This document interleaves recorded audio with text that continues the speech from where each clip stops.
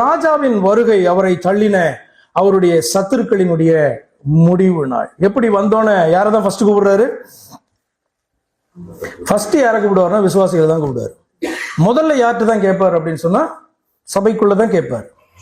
சபைக்குள்ளதான் முதலாவது. யார் இடத்துல ஒப்புவிக்கப்பட்டதோ, யாருக்கு அறிவிக்கப்பட்டதோ, யார் ஏற்றுக்கொண்டார்களோ அவர்களிடத்தான் முதல் கொஸ்டினே பாத்தீங்கன்னா காணப்படாது. அதுல அறியறீங்க.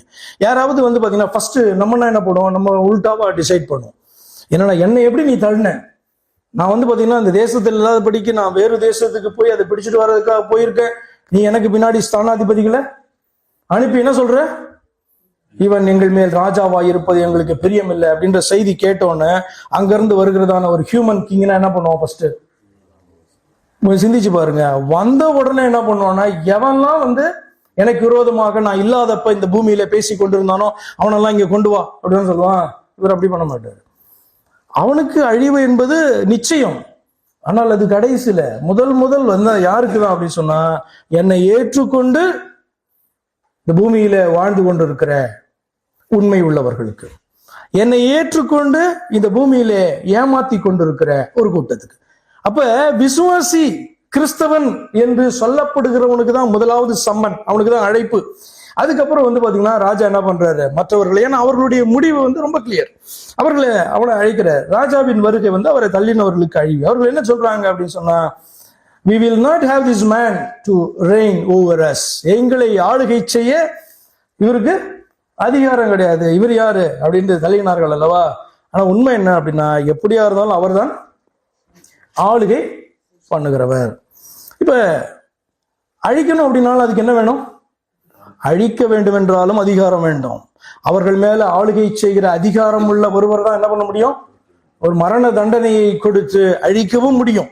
அப்ப இவர்களும் அவருடைய ராஜ்யத்தை தள்ளுகிறார்கள், ராஜாவாயிராதபடிக்கு தள்ளுகிறார்கள், எங்களுடைய தேவன் அல்ல என்று தள்ளுகிறார்கள்.